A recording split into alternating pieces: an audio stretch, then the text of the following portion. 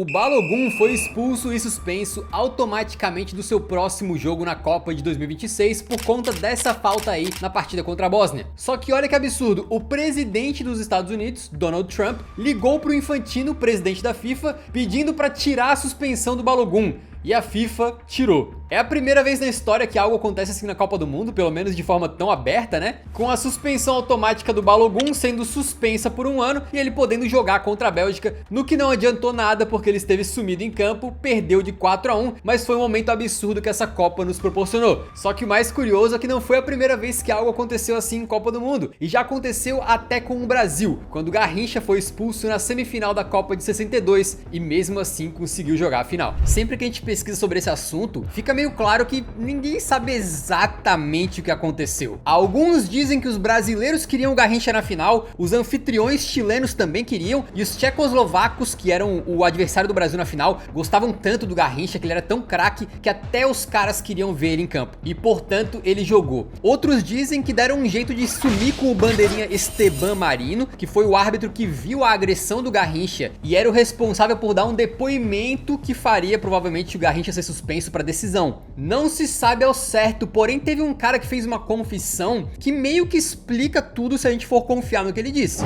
O ex-árbitro brasileiro Outen Aires confessou que outro árbitro brasileiro daquela Copa, o João Etzel Filho, que apitou uma partida, né, em 62, recebeu $10 mil da CBD, que era a CBF da época, para subornar esse árbitro que iria depor contra o Garrincha, o que aparentemente deu certo, né? Mas com um detalhe ainda mais sórdido, olha só. Existem relatos de que o Esteban Marino, que deveria receber os $10 mil de suborno, recebeu apenas $5 mil, porque o árbitro que fez a mediação do suborno, o João Etzel, aparentemente recebeu 10 mil da CBD, mas botou 5 mil no próprio bolso, tá me entendendo? Esse árbitro João Etzel, ainda em vida, negou esse suborno, mas ele confessou que fez de verdade assim uma pressão sobre o bandeirinha lá, o Esteban Marino, para que ele não fizesse o depoimento contra o Garrincha. Como praticamente tudo nesse vídeo não tem prova exatamente, né? A gente tá vendo aqui, assim, indícios, investigações, relatos de algumas pessoas, e aí cada um que tira a sua própria conclusão. Só que assim, esse João Etzel não era flor que se cheire, tá? Entre outras declarações, ele afirmou que na época o complô na elite da arbitragem rolava solto.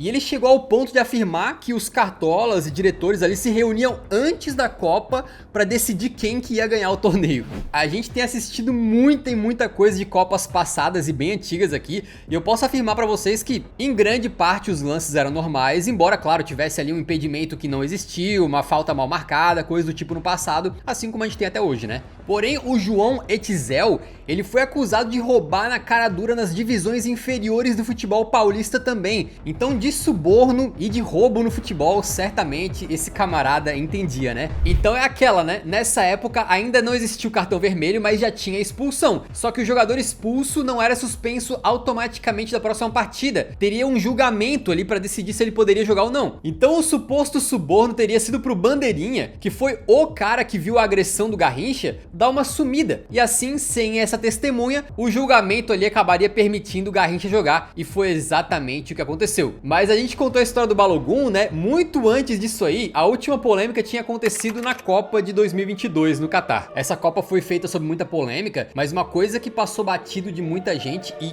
assim, eu pessoalmente quando fiquei sabendo, fiquei meio chocado, tá? É que o Catar usou de espionagem para conseguir levar a Copa para lá.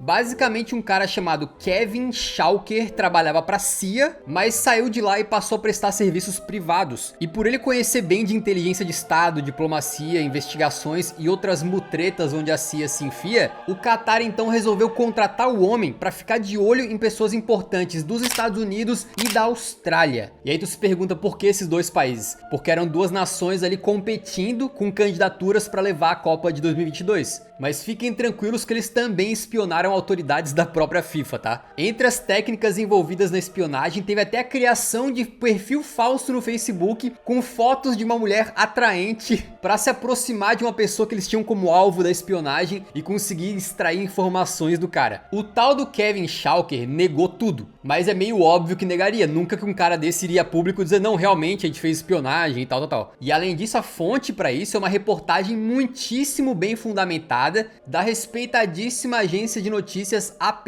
que ao que parece fez a investigação de forma bastante minuciosa. E essa operação toda não era coisa pequena não, tá? Ao que parece, o Qatar pagou cerca de 380 milhões de dólares por 9 anos desse serviço aí. Para melhorar, a firma desse camarada também foi contratada pelo Qatar para monitorar críticas à Copa de 2022 na internet. Então se você aí chegou em algum momento a soltar um tweet falando que era um absurdo a Copa ser no Qatar ou algo do tipo, é possível que o seu nome tenha ido parar num relatório, beleza? E assim, essa é só a camada mais light das coisas que aconteceram para essa Copa aí parar naquele país. Por falar desse mundinho incrível de espionagem, chegou o momento de falar de ameaça de morte. Olha que papo bom e leve, né? Mas falando sério, esse caso meio que chocou o mundo. Foi lá em 1974, quando o Brasil jogava contra Zaire, que é a atual República Democrática do Congo, né? Que o Rivelino ia cobrar uma falta, quando o jogador do Zaire simplesmente saiu disparado da barreira e deu uma bicuda na bola. Todo mundo ficou sem entender nada, porque a falta era pro Brasil, e na época muitos especularam que era simplesmente uma ingenuidade dos jogadores de Zaire, que talvez eles não conheciam bem as regras do futebol. Porém, o que aconteceu foi muito mais sinistro, tá? Nessa época, Zaire tinha um ditador chamado Mobutu Sese Seko, que estava muito feliz com a seleção ter classificado para a Copa, tinha grandes expectativas ali sobre o futebol de Zaire, só que ele ficou completamente indignado quando na segunda rodada Zaire perdeu de 9-0 para a Iugoslávia. Assim como um bom autoritário, ele mandou seus capangas lá no hotel da seleção para ameaçar os jogadores. Se eles perdessem de mais de 3-0 do Brasil, eles seriam fuzilados na volta ao país. Então essa informação faz a gente repensar o que aconteceu naquele dia. Não é que o jogador de Zaire era ingênuo e não sabia as regras, é que o cara tava simplesmente apavorado de tomar mais um gol, ainda mais vendo o Rivelino, que tinha uma patada incrível na perna esquerda, vindo pra cobrar a falta, e aí ele tentou fazer cera e ganhar tempo, tá me entendendo? No final, o Brasil venceu só de 3-0 e os jogadores de Zaire puderam voltar pra casa, embora tenha relatos de que muitos jogadores daquela seleção acabaram vivendo vidas miseráveis, com uma reportagem encontrando um jogador daquele time nas ruas pedindo esmola. Porém, se nessa aí o Brasil se deu bem, depois a seleção passaria mal,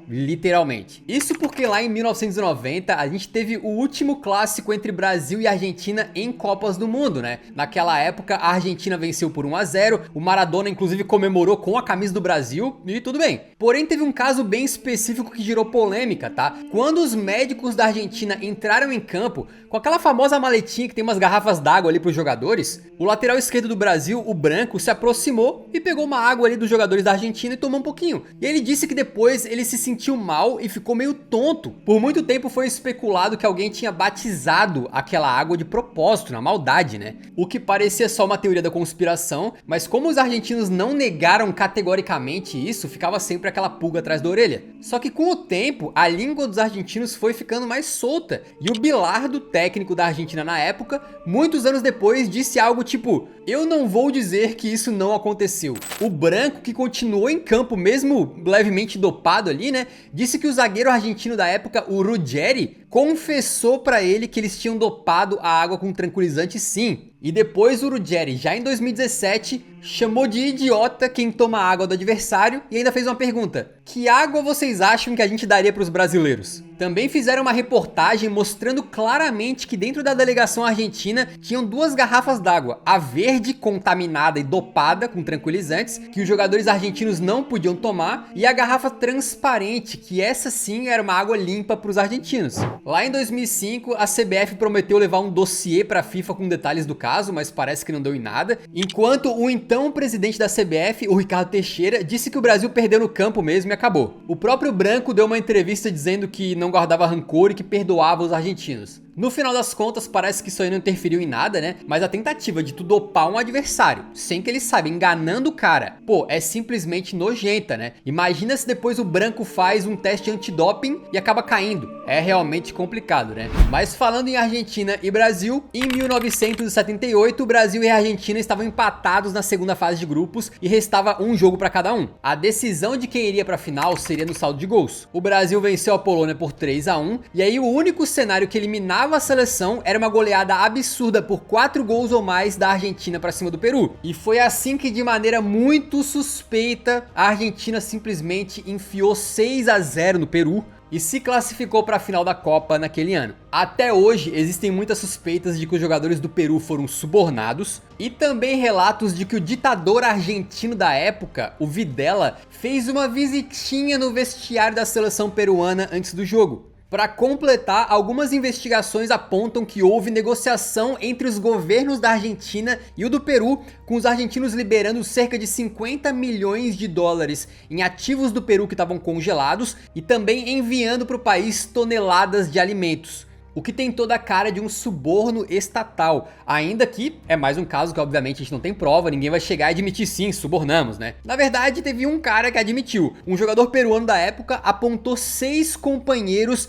que teriam sido subornados. E ele também afirmou que o Brasil também ofereceu dinheiro para os peruanos. Só que no caso o Brasil queria o contrário, né? Que o Peru não perdesse por mais de 3 gols de diferença. A gente vai sempre ficar na dúvida do que aconteceu de verdade e teve gente que foi a fundo e publicou livro, fez documentário tentando realmente chegar numa resposta, né? Mas algo ainda mais grave foi que o governo argentino na época tinha interesse que a seleção deles fosse campeã não só por uma questão esportiva, mas também porque nesse período a Argentina passava por uma ditadura militar e eles queriam usar esse oba-oba com a seleção para mascarar os assassinatos, torturas e desaparecimentos do regime militar. O general Videla, inclusive, que estava no comando do país na época, né, aparentemente odiava futebol, tá? Ele achava que era um esporte da ralé e achava sem graça, inclusive. Porém, quando ele chega ao poder, ele se reúne com outros militares argentinos para conseguir pensar como que eles poderiam usar a Copa do Mundo ao seu favor. E com a vitória da Argentina naquela época e toda a comoção nacional que se criou, obviamente eles conseguiram, né? Depois de alguns anos, jogadores da Argentina se manifestariam sobre esse período, com o craque Mário Kempes, por exemplo, que decidiu aquela Copa para os argentinos, né? Afirmando que meus gols eram para a seleção, não para o Videla. Nós não sabíamos da gravidade da situação. E infelizmente os argentinos não foram os únicos a fazer isso daí, tá? O tri da seleção brasileira em 1970, que a gente lembra com tanto carinho, foi usado exatamente da mesma maneira. Começa que quando o general Médici assumiu o poder no Brasil em 1969, o técnico da seleção brasileira era o João Saldanha, que se opunha à ditadura militar. Aí logo antes da Copa, ele foi retirado do cargo de técnico da seleção e saiu dizendo que foi por motivação política, tá? Justamente por ele ser contrário à ditadura. A partir dali começou uma militarização da seleção. O ex-militar Cláudio Coutinho, que também depois viraria técnico do Brasil, né, assumiu como preparador físico. Um outro ex-militar também foi colocado como chefe da delegação do Brasil, enquanto o Major Guaranis, que foi um grande torturador na ditadura militar, ficou encarregado da segurança da seleção, e estando ali no meio dos jogadores, ele era o responsável por ver o que estava acontecendo e passar as informações direto para o general Médici. Era uma intervenção direta do regime militar na seleção, com o Médici na época já planejando usar a Copa do Mundo para aquilo que hoje a gente conhece como sports washing, ou tentar lavar a reputação de um país, ou no caso dele de um governo, né, através do esporte. Era a oportunidade de afastar as divisões no país, a briga política ali, a oposição contra a ditadura, e tentar unir todo mundo em prol da seleção. Foi aí inclusive que veio aquela musiquinha muito famosa, né? 90 milhões em missão, pra frente Brasil, no meu coração. Essa canção excelente entusiasmava e foi usada pela ditadura para promover esse suposto clima positivo no país, com o que ficou conhecido como ufanismo, que era uma espécie de orgulho nacional exagerado. E tudo deu certo pro Médici e seus comparsas, porque o Brasil foi tricampeão mundial, o povo comemorou, o ditador tirou fotos com o elenco do Brasil inteiro e aumentou a popularidade do seu governo. O nosso capitão da seleção na época, né, o Carlos Alberto Torres, obviamente participou das comemorações que o governo preparou pro elenco tricampeão em Brasília, mas diria anos depois que jogava pelo Brasil, independente do governo, e não se importava com a ditadura. Já o Tostão afirmou que era contra a ditadura e que os jogadores, assim como muita gente do povo naquela época, né, não tinha ideia do quão sanguinária e cruel era ela por debaixo dos panos. O Tostão, antes daquela Copa, inclusive reclamou publicamente da falta de liberdade de expressão no país, e nos bastidores, aparentemente, meio que mandaram ele calar a boca. O Pelé, na época, tirou fotos sorridentes com o Médici, mas muitos anos depois disse que não tinha como evitar, que basicamente ele era o rosto da seleção e tinha que participar dessas cerimônias oficiais, que era um gesto de cortesia apenas e que ele não apoiava o regime ditatorial. E já que a gente tá nesse tema bem leve, né, de ditadura, vamos então pra 1934, porque na Itália tava acontecendo alguma coisa similar. Naquela época, o ditador fascista Mussolini já mandava no país e a Copa seria justamente na Itália. De maneiras parecidas com o que eu contei pra vocês agora da Argentina de 78, do Brasil Brasil de 70 e até daquelas famosas e infames Olimpíadas na Alemanha nazista em 36, o Mussolini usou essa Copa para promover o nacionalismo, fazer propaganda do seu regime e mostrar para o mundo uma Itália supostamente forte e próspera. Mas não só isso, né? Aparentemente ele tentou interferir na Copa do Mundo de forma direta, tá? Diz a lenda que o Mussolini costumava fazer visitinhas a certos juízes naquela Copa do Mundo, incluindo, por exemplo, o árbitro sueco Ivan Eklund, que teria se encontrado com o Mussolini antes de apitar a semifinal entre Áustria e Itália. Inclusive, o gol da vitória da Itália nesse jogo sai num lance ali que tu pode interpretar como falta no goleiro, mas o juiz deixou rolar, seja por uma interpretação normal de arbitragem, seja porque ele estava mal intencionado, a gente nunca vai saber. Também diz a lenda que o Mussolini intervia na escolha dos árbitros para as partidas, né? E tem outros momentos muito suspeitos dessa Copa, por exemplo, quando a Itália pegou a Espanha nas quartas e um gol da Itália foi anulado, mas depois os italianos convenceram o árbitro a mudar de ideia e validar o gol. Fora isso, os italianos fizeram um gol obstruindo o goleiro e bateram bem nos espanhóis, tá? A ponto de tirar alguns da partida extra que teve de desempate, o replay, né? Com esse segundo jogo também tendo polêmicas, com um gol da Espanha mal anulado, por exemplo. O árbitro desse encontro aí, que era o René Mercier, foi banido pela Federação Suíça de Futebol e nunca mais voltou a apitar uma partida. E lembra do árbitro Ivan Eklund, que recebeu uma visitinha do Mussolini? Então, ele também foi escalado para apitar a final. E tem mais um caso bem curioso aqui, que é o seguinte: quando a Itália foi campeã, o Mussolini não poderia deixar os caras levantarem apenas a taça da Copa, a Jules Rimet. Ele queria botar a marca dele e do regime dele ali. Então, ele, que era apelidado de Il Duce, algo como o líder, mandou criar uma taça própria, literalmente apelidada de Copa del Duce, ou Taça do Líder, que era 6 vezes maior do que a taça da Copa original.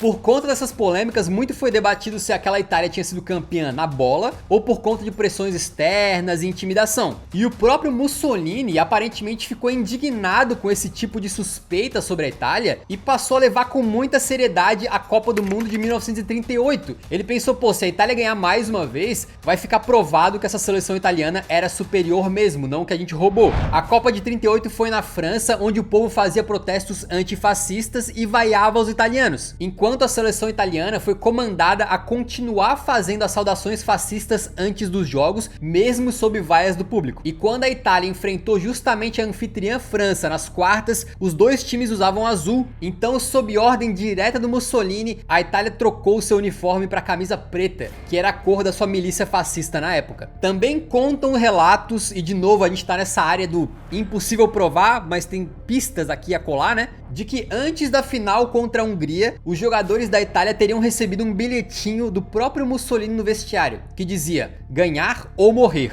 Aparentemente esse era um lema comum na época, então pode ter sido usado apenas como uma forma de motivar os caras e tal, mas muitos interpretaram também como uma ameaça clara: se vocês não ganharem, na volta pra casa vai dar ruim pra vocês, ou algo do tipo, né? Supostamente o goleiro húngaro dessa final chegou a afirmar que, tipo, tomei 4 gols e perdi a final, mas pelo menos salvei a vida dos italianos. Já o zagueiro italiano Rava, campeão naquele ano, negou que esse bilhetinho tenha existido, tá? Os italianos foram campeões de novo em 38 e naturalmente foram recebidos pelo próprio Mussolini para receberem medalhas especiais do regime e tirarem fotos ali. E se a gente tá falando de momentos em que a Itália possivelmente foi ajudada, né? Também tem uma Copa onde eles foram claramente roubados. E vocês sabem que aqui no canal eu tento não ser tão assertivo assim em acusar alguém de roubo quando não tem uma prova cabal e clara. Mas cara, esse aqui é um dos poucos casos que eu abro uma exceção, porque quando tu vê os melhores momentos de Coreia do Sul contra a Espanha e Coreia do Sul contra a Itália naquela Copa de 2002, tu fica com a impressão de que alguma coisa não estava certa. Contra a Espanha, por exemplo, o Joaquim faz uma jogada perfeita na linha de fundo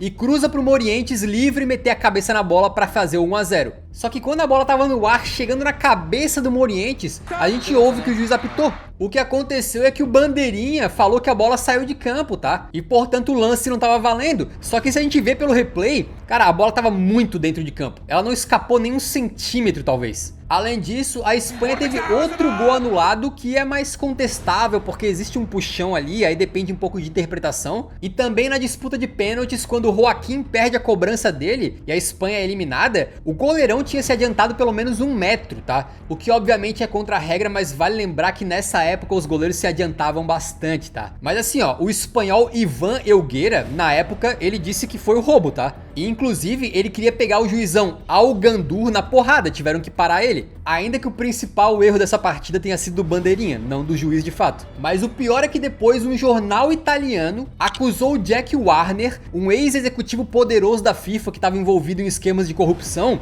de ter escolhido a dedo ele mesmo quem seria o juiz dessa partida. Só que se contra a Espanha talvez tenha sido só erro normal mesmo de árbitro, contra a Itália foi muito pior, tá? Esse jogo aí, pra mim, assim, pessoalmente, tem uma das arbitragens mais nefastas da história do futebol. Primeiro, o árbitro marca um pênalti muito contestável pra Coreia, que eles perdem inclusive, né, o Buffon pegou. E aí teve vários lances de violência dos coreanos que o juiz deixou passar, tá? Um camarada entrou com a chuteira na altura da coxa do Zambrotta e não deu em nada. Tem uma falta a favor da Itália na linha da área que o juiz não quis marcar. E uma cotovelada de propósito do coreano na cara do Del Piero, que não só o coreano não foi expulso, como o juiz marcou uma falta do Del Piero. Qual que é a justificativa? Eu não sei, né? O Del Piero deu uma carada no cotovelo do coreano, é isso? Pra piorar, já na prorrogação, o Totti entra na área, é derrubado e é expulso. O árbitro achou que ele tava simulando e aí pensou que era justo dar o segundo amarelo e tirar o Totti do jogo, cara. Sendo que assim, pra mim é pênalti, tá? Se tu olhar por um ângulo de trás ali, claramente ele foi derrubado. E mesmo que você interprete que não foi pênalti, cara, ele caiu normalmente, assim, por um contato que houve dentro da área. Ele não se jogou, isso aí ficou muito claro. Então nunca que valeria um amarelo por esse lance. Pra piorar, depois um jogador italiano sairia na cara do gol pra driblar o goleiro e fazer o gol da vitória, só que foi marcado impedimento. Nesse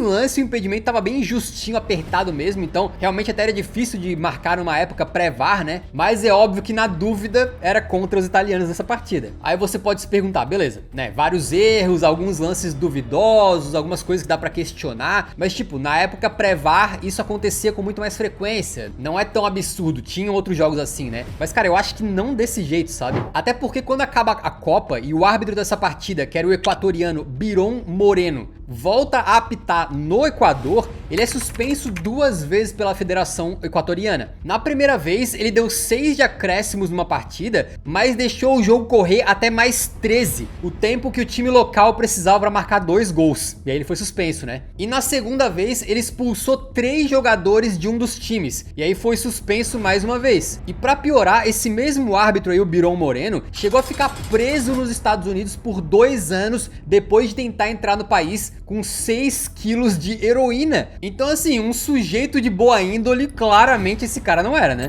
Na Itália, esse jogo foi tratado como um escândalo total e sinceramente eu acho difícil não concordar com os italianos. Teve um jornal até chamando o Biron Moreno de pior árbitro de todos os tempos. E já que a gente tá falando de Copa, nesse vídeo aqui a gente contou a história de todas as Copas do Mundo de forma resumida, e nesse aqui a história do Brasil em todas as Copas. Então vale a pena você escolher um dos dois e assistir agora, fechou?